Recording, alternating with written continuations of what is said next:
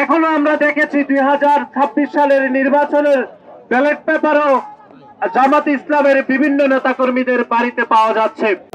কিন্তু অত্যন্ত দুঃখজনক ভাবে আজকের দিনও আমরা দাঁড়িয়ে যেটি দেখলাম, বহুল কাঙ্ক্ষিত ত্রয়োদশ জাতীয় সংসদ নির্বাচনের যে পোস্টাল ব্যালটের ব্যবস্থা করেছে নির্বাচন কমিশন, সেই নির্বাচনেও আমরা দেখেছি যে পোস্টাল ব্যালটও জামাত ইসলামের বিভিন্ন নেতাকর্মীদের বাড়িতে পাওয়া গেছে। সুতরাং আমরা মনে করি 2018 সালে আওয়ামী লীগের সন্ত্রাসীদের বাড়িতে ব্যালট পেপার পাওয়া গেছে ভোটের আগে।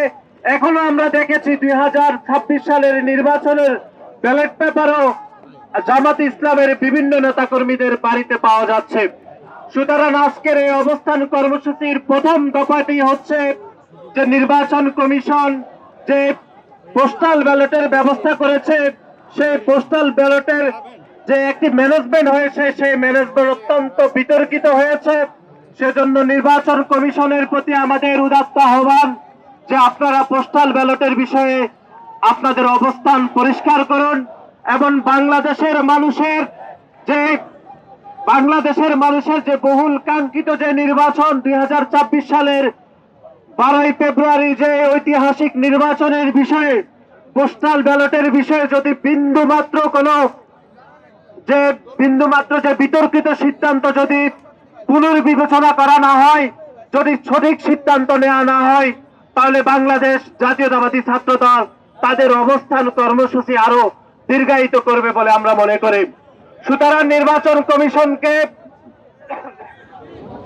অনতিবিলম্বে পোস্টাল ব্যালট নিয়ে যে বিতর্ক তৈরি হয়েছে, সেই বিতর্ক আমরা মনে করি অনতিবিলম্বে একদম সঠিক সিদ্ধান্তের মাধ্যমে সেই বিতর্কের অবসান করা উচিত বলে আমরা মনে করি। এবং আমাদের আজকের এই অবস্থান কর্মসূচির দ্বিতীয় দফাটি হচ্ছে, আপনারা দেখেছেন এই নির্বাচন কমিশন একটি স্বাধীন নির্বাচন কমিশন এবং একটি স্বায়ত্তশাসিত প্রতিষ্ঠান।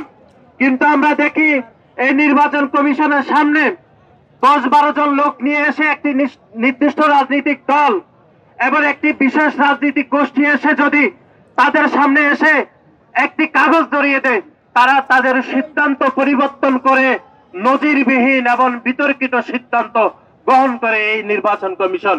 সুতরাং আমরা মনে করি নির্বাচন কমিশনের শক্ত অবস্থান গ্রহণ করা উচিত এবং তাদের জনগণের সামনে জবাবদিহিমূলক যে ব্যবস্থা গ্রহণের জন্য তারা যে শপথ নিয়েছেন, সেই শপথে তারা স্বাধীন থাকা উচিত বলে মনে করি।